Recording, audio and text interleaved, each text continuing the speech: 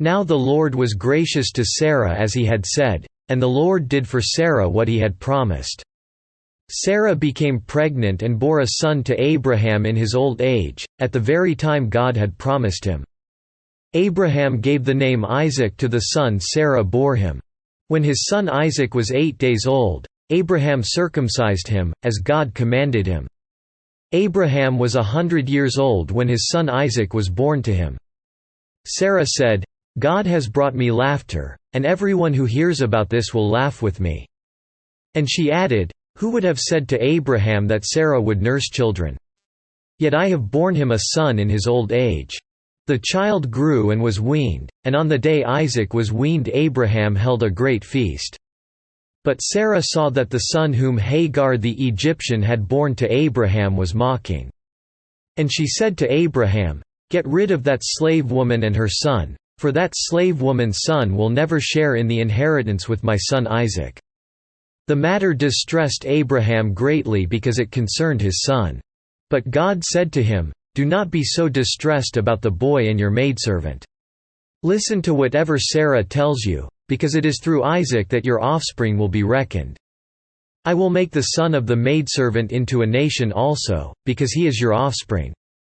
Early the next morning Abraham took some food and a skin of water and gave them to Hagar. He set them on her shoulders and then sent her off with the boy. She went on her way and wandered in the desert of Beersheba. When the water in the skin was gone, she put the boy under one of the bushes.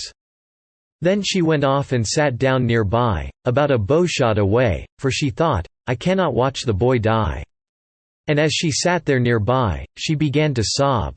God heard the boy crying, and the angel of God called to Hagar from heaven and said to her, "What is the matter, Hagar? Do not be afraid. God has heard the boy crying as he lies there. Lift the boy up and take him by the hand, for I will make him into a great nation." Then God opened her eyes and she saw a well of water. So she went and filled the skin with water and gave the boy a drink. God was with the boy as he grew up. He lived in the desert and became an archer. While he was living in the desert of Paran, his mother got a wife for him from Egypt. At that time Abimelech and Phicol the commander of his forces said to Abraham, "God is with you in everything you do. Now swear to me here before God that you will not deal falsely with me or my children or my descendants. Show to me and the country where you are living as an alien the same kindness I have shown to you." Abraham said, "I swear it."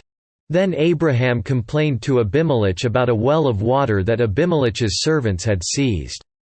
But Abimelech said, "I don't know who has done this. You did not tell me, and I heard about it only today." So Abraham brought sheep and cattle and gave them to Abimelech, and the two men made a treaty. Abraham set apart 7 ewe lambs from the flock.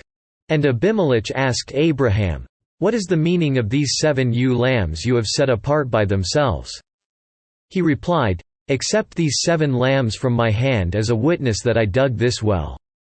So that place was called Beersheba, because the two men swore an oath there. After the treaty had been made at Beersheba, Abimelech and Phicol the commander of his forces returned to the land of the Philistines. Abraham planted a tamarisk tree in Beersheba, and there he called upon the name of the Lord, the eternal God. And Abraham stayed in the land of the Philistines for a long time.